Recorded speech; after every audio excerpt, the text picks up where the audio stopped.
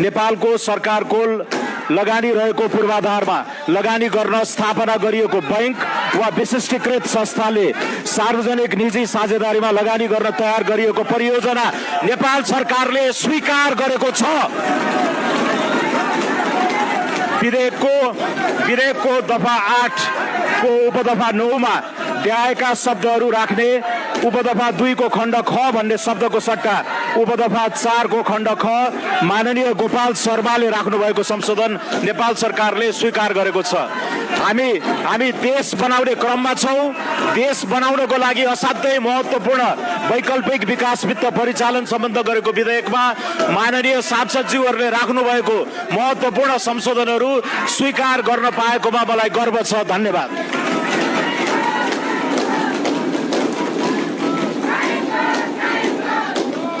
मान्य सदस्यहरू, अब यो छलफल यही समाप्त हुन्छ।